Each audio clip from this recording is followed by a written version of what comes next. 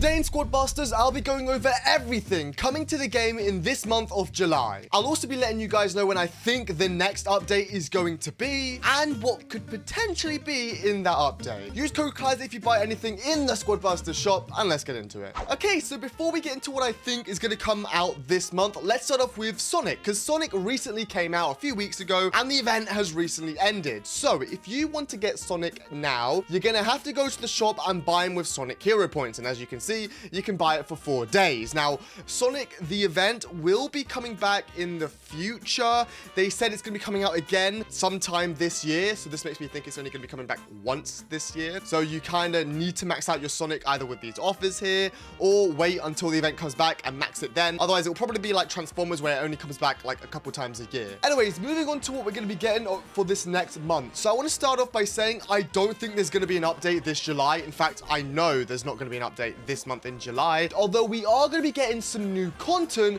which is what this video is going to be. Now, the main reason we are not going to be getting an update this month is actually because the Supercell team are on their summer holiday. They do this once a year, every year around this time of July. They take a month off where there's no update. So usually you get the big update just before they go on holiday, which for us was Sonic. Clash Royale had like merge tactics. Although I do expect some small balance changes and some pre-planned events to be released in this month. And by the way, later in the video, I'll tell you when I think the next update will be. So from today, as you'll notice in the plaza, the Piñata event is now back. And as you see here, you can collect all the Piñatas as a normal Piñata event. But the Piñata event isn't going to be back every weekend like it used to be. This Piñata event right now is going to be staying until the 14th, which, as you guys can see, is 3 days. And then after the 14th, it should come back one more time later this month. And then I don't think it'll be coming back again until maybe sometime next month. And that's probably because we're going to be getting some events in between the Piñatas. So my guess is once this Piñata event ends, we're then going to be getting Hatchling Run. And that's because Sonic just recently ended on the 8th. So it makes sense for them to release Hatchling Run the week after, once this Piñata event has finished. But yeah, it's been a while since we've gotten Hatchling Run. It's been a few months actually. And this is going to be the first time we play Hatchling Run with Squad Busters 2.0. So my prediction is that Hatchling Run is going to be returning sometime around this 16th of July, which is going to be a Wednesday of next week. Maybe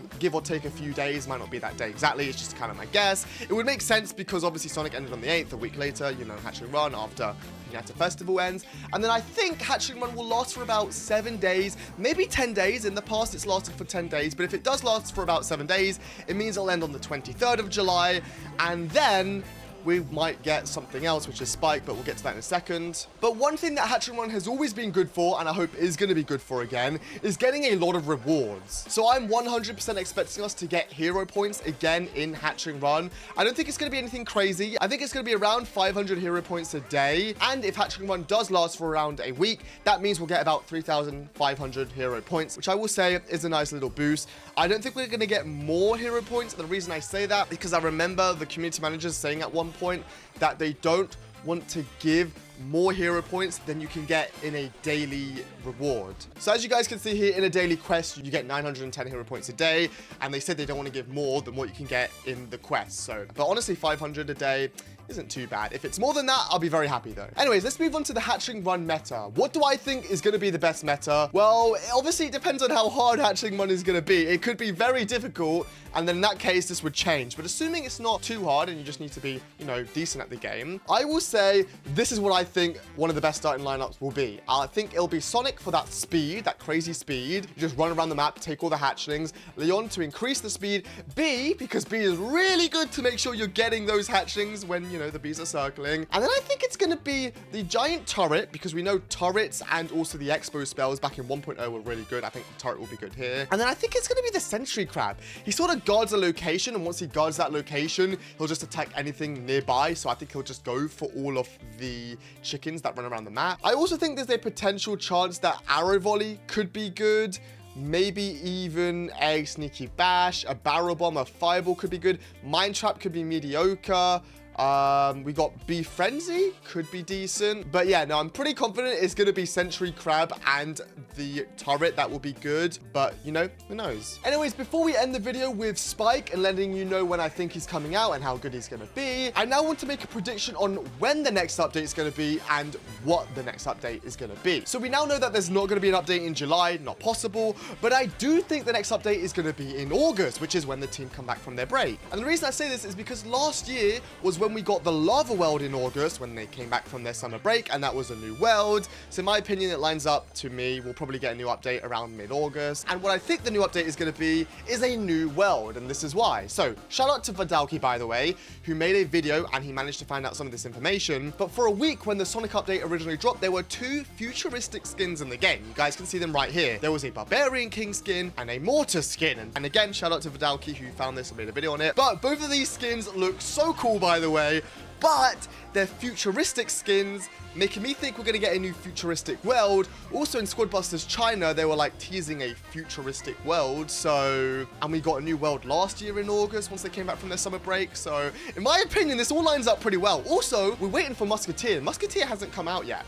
And we know when they had a new world, they had new modifiers, they had new troops. So I think Musketeer is going to be coming out in August with a new world and then 2 futuristic skins for the King and Mortars. Anyways, finally, let's end off the video with Spike. Spike is going to be coming out at the end of this month. Again, we don't know the exact date, but what I can tell you is a few weeks ago, OJ, Orange Juice, made a sponsored video where he actually seemed to show the release date of when Spike would be released, which said July 25th. Although I don't know how he got this information because I don't even know when Spike is coming out, and I usually get this information ahead of time. So, but that would line up to me because if Hatchling Run was to happen next week, let's say around the 16th, it lasts for a week around the 23rd, then a few days later, they start the Spike event on the 25th. So, you know, it lines up. It could be cool. We also know that there's going to be an event where you have to collect Spike cactuses.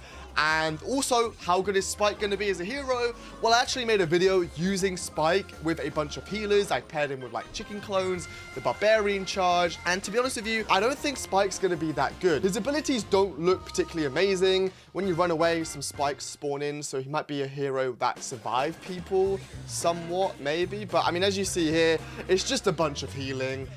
And unless you can build a really big squad and then just never die, which possible, most people just end up locking onto your hero anyways and then killing your hero. So I don't know if Spike's going to be that good. I think it'll be mediocre. Either way though, I would suggest saving your hero points for Spike.